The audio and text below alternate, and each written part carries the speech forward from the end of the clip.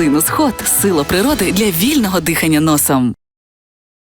Ще маємо коментарі Кирила Буданова стосовно того, як потонув великий десантний корабель «Цезар Куніков» біля Алупки. Буданов вчора якраз начальник Головного управління розвідки Міноборони України, прокоментував це питання. На думку Кирила Буданова, корабель був завантажений вантажем військового характеру і призначення. І саме з цим пов'язана детонація і вибухи під час, власне, того, як йшов на дно «Цезар Куніков». І нагадаю, що знищено було цей великий десантний корабель українськими дронами «Магора», дрони нашого виробництва, які використовує Головне управління розвідки, зокрема ті спеціальні групи, група 13, зокрема, яка займається знищенням російського флоту у Чорному морі. Успішно цим займається. Бачимо, після ракетного корабля «Іванівець» вже така жирна велика ціль.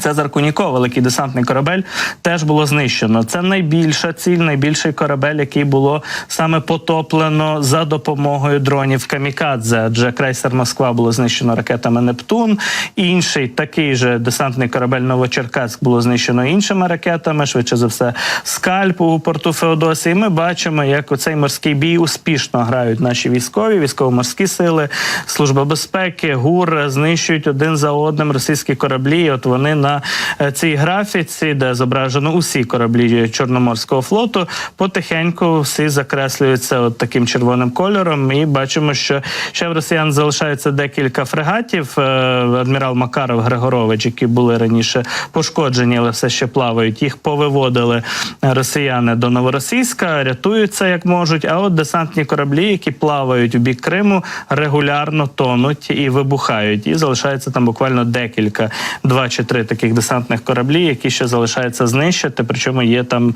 кораблі старішої формації, не такі, як «Цезар Куніков», зокрема. Ну і, власне, в коментарі пресі Кирило Буданов вчора в коментарі журналістам якраз повідомив своє бачення того, як вдалося цей корабель затопити, і також поділився міркуваннями з приводу загибелі екіпажу. Майже 90 осіб екіпажу пішли на дно разом із цим судном. Послухаємо якраз очільника нашої розвідки.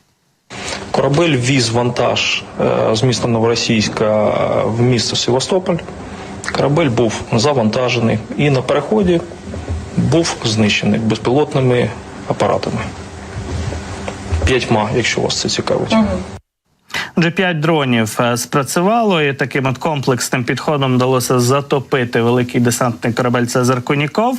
Крім того, ми знаємо, що рятувально-пошукова операція не дала свого результату. Вчора ГУР також публікувала перехоплення на цю тему, де було чути переговори якраз росіян, що видно лише де вони фіксували, що на поверхні моря видно лише масляну пляму велику і уламки корабля, людей не було видно. Ще гелікоптери кружляли тривалий час вчора над місцем загибелі, що називається, Цезаря Кунікова. Намагалися когось там із води виловити, але не дуже успішно це вдавалося. Майже весь екіпаж, якщо не весь до останнього моряка, пішов на дно разом із цим судном, за даними Головного управління розвідки.